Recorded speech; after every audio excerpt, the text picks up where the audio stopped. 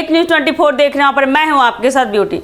देखिए, आपको बता दें कि बिहार में ईद का त्यौहार इस बार भी पारंपरिक हर्ष और उल्लास के साथ मनाया गया।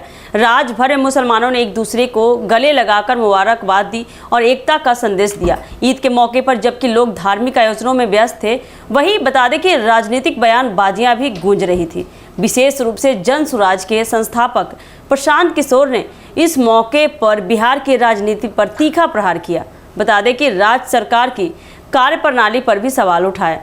इसी बीच ईद के दिन किशनगंज में आयोजित एक ईद मिलन समारोह में बता दें कि प्रशांत किशोर ने बिहार के मुख्यमंत्री नीतीश कुमार और केंद्रीय गृह मंत्री अमित शाह पर जमकर हमला बोला।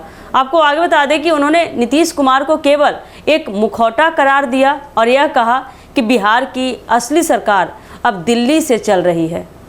बता दें कि उनके अनुसार नीतीश कुमार अब शारीरिक और मानसिक रूप से बिहार की सरकार चलाने की स्थिति में नहीं है।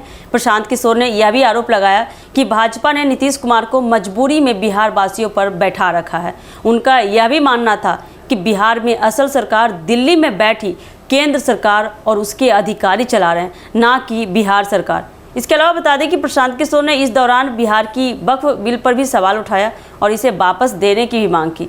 उनका आरोप था कि इस बिल के जरिए राज्य सरकार मुसलमानों के धार्मिक मामलों में हस्तक्षेप कर रही है और यह लोगों की धार्मिक स्वतंत्रता के खिलाफ है।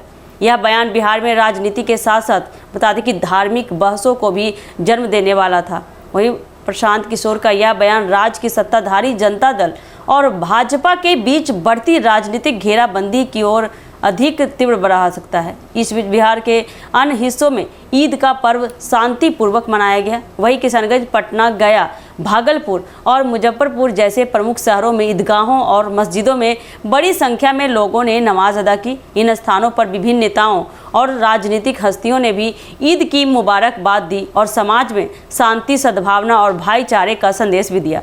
आपको आगे बता दें कि राज्य भर में धार्मिक आयोजनों के साथ साथ राजनीतिक बयानबाजी का भी दौर जारी था, जिसे यह समझना आसान था कि बिहार की राजनीति अब केवल चुनावों तक सीमित नहीं रह गई है, बल्कि बता दें कि यह हर पहलू में समाहित हो चुकी है। वहीं प्रशांत किशोर की आलोचना का एक बड़ा हिस्सा नीतीश कुमार के नेतृत्व पर था। उनका मानना था कि मुख्यमंत्री नीतीश कुमार ने अपनी उम्र और राजनीतिक थकान के कारण खुद को शारीरिक और मानसिक रूप से सरकार चलाने की स्थिति से बाहर कर लिया है।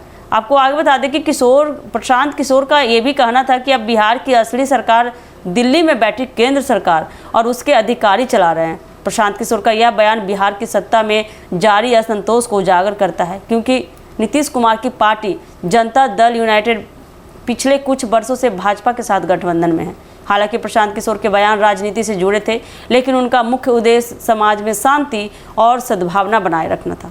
उन्होंने किशनगंज में मदरसा अमजदिया ईदगाह में चादर पोशी की और समाज में शांति, सद्भावना और खुशहाली की दुआ मांगी। उनका यह धार्मिक कार्य राजनीतिक बयानबाजी से परे था और ईद के पर्व के अवसर पर एकता और भाईचारे का संदेश देता था। ईद के अवसर पर बिहार में जहां एक ओर धार्मिक आयोजनों का महत्व था, वहीं दूसरी ओर प्रशांत किशोर के राजनीतिक बयानों ने इस अवसर को एक नई दिशा दी थी। आपको बता दें कि उनका यह कहना कि नीतीश कुमार को सत्ता से हटाकर बिहार में नई राजनीति की जरूरत है, राज्य में अगले चुनावों की तैयारी को लेकर एक नया मोड़ ला सकता है। वही बता दें कि भाजपा और जनता दल यूनाइटेड के बीच गठबंधन के बावजूद प्रशांत किशोर के बयानों से यह साफ होता है कि बिहार की राजनीति में अब बदलाव की हवा चल रही है और इसके प्रभाव से केवल बिहार ही नहीं बल्कि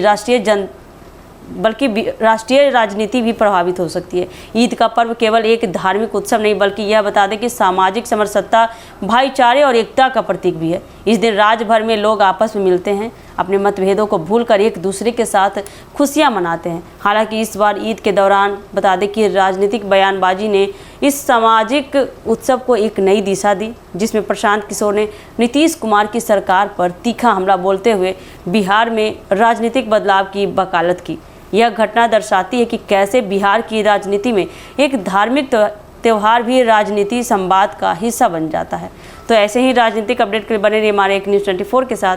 दीजिएगा इजाज़त। धन्यवाद।